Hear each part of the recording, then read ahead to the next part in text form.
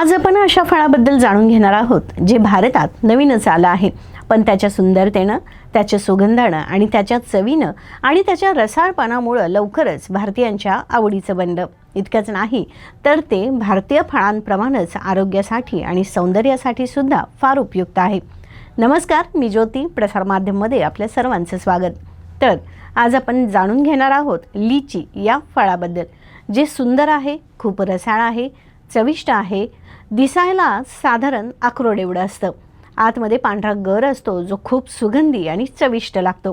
लीचीमध्ये vitamin C सोबतच vitamin बी complex, fibre, potassium, copper आणि antioxidant मुबलक प्रमाणात आढळतात। आता इथं आपण एक नवीन शब्द ऐकला की लीचीमध्ये कॉपर मेंटेन करतं, पण शरीरात कॉपरचा काय उपयोग? तर कॉपर म्हणजे तांब, हा शरीराला लागणारा एक सूक्ष्म, अतिशय महत्त्वाचा खनिज घटक आहे।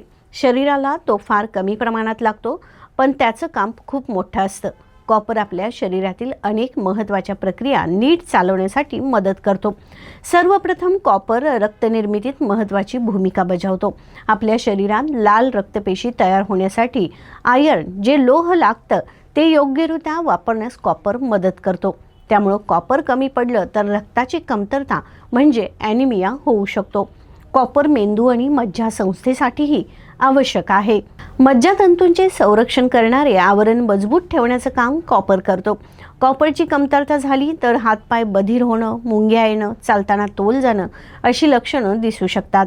हाडं आणि सांधे मजबूत ठेवण्यासाठीही कॉपर गरजेचा असतो। तो कॉलेजन तयार करण्यास मदत करतो। कॉलेजनमुळे हाडे, त्वचा आणि सांधे मजबूत राहतात। कॉपर कमी असल्यास हाडे ठिसूळ होणं, सांधेदुखी अशा समस्या वाढू शकतात।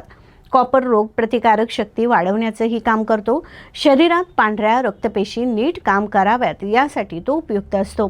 कॉपरची कमतरता असेल तर वारंवार आजार होणं, संसर्ग लवकर होणं अशी लक्षणं दिसतात। केसांच्या दृष्टीनेही कॉपर महत्त्वाचा आहे।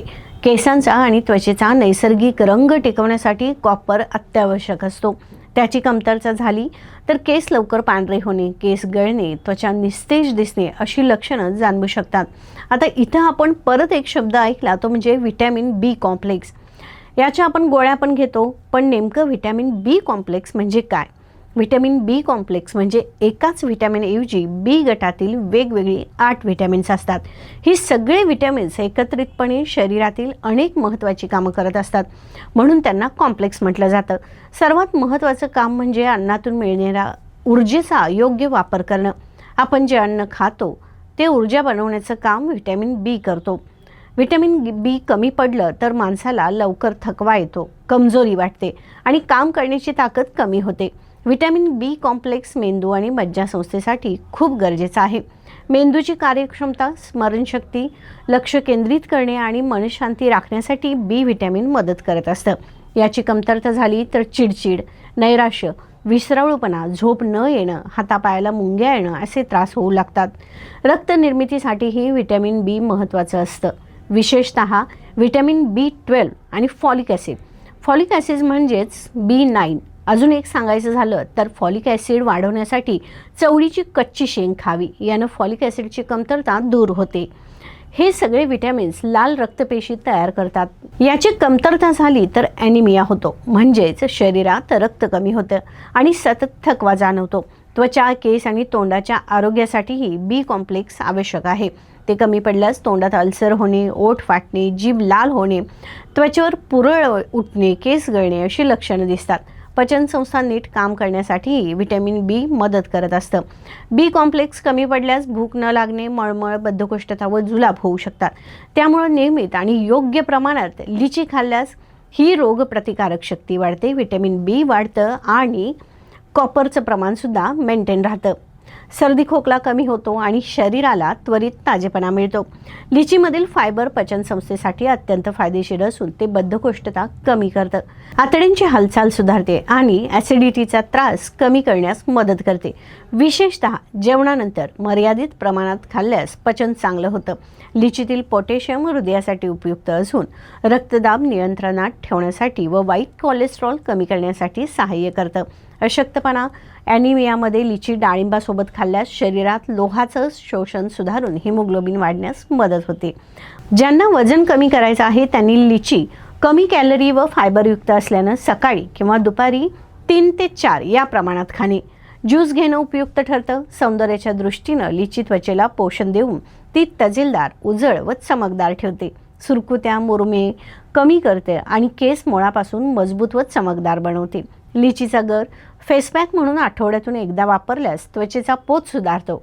यासाठी सलग 15 दिवस लिचीचा ज्यूस किंवा लिची आपल्या मॉर्निंग किंवा दुपारच्या सॅलडमध्ये खावी. त्वचेवर आणि केसांवर परिणाम दिसायला लिचीचा लेप मास्कची पण तशी गरज नाही. लिची जेव्हा अवेलेबल असेल तेव्हा सलग 15 दिवस खावी. लिची ज्याप्रमाणे आता सर्वत्र उपलब्ध असते त्याप्रमाणे त्याचे ज्यूस देखील मिळतात, जे टेस्टला तर छान लागतातच, पण तुमच्या डोळ्यावर झापड येत असेल तर तुरंत तुम्हाला फ्रेश करण्यासाठी हा ज्यूस अत्यंत फायदेशीर ठरतो. मात्र लिची अतिप्रमाणात किंवा रिकाम्या पोटी खाऊ नये आणि मधुमेहींनी डॉक्टरांच्या सल्ल्यानेच मर्यादित प्रमाणात घ्यावी. सामान्यतः प्रौढांनी दिवसाला 5 ते 7 या प्रमाणात आणि मुलांनी 2 ते 3 लिची खाल्ल्यास सुरक्षित व आरोग्यदायी लाभ मिळतात. तर आजची आपली माहिती कशी वाटली आणि कोणत्या फळाची आणि कोणत्या लक्षणाबद्दल, जसं की उठताना बसताना पायात कटकट आवाज येणे, चक्कर येणं, सुस्ती वाटणं, लक्षात न राहण्याची समस्या, डोकं दुखणं, वारंवार कोरडा खोकला यासारख्या समस्यांबद्दल जर तुम्हाला संपूर्ण माहिती हवी असेल तर आम्हाला कमेंटमध्ये नक्की सांगा आणि तुमचं आवडतं फळ कोणतं हेही आम्हाला कमेंटमध्ये सांगा. तोपर्यंत मस्त रहा, स्वस्थ रहा.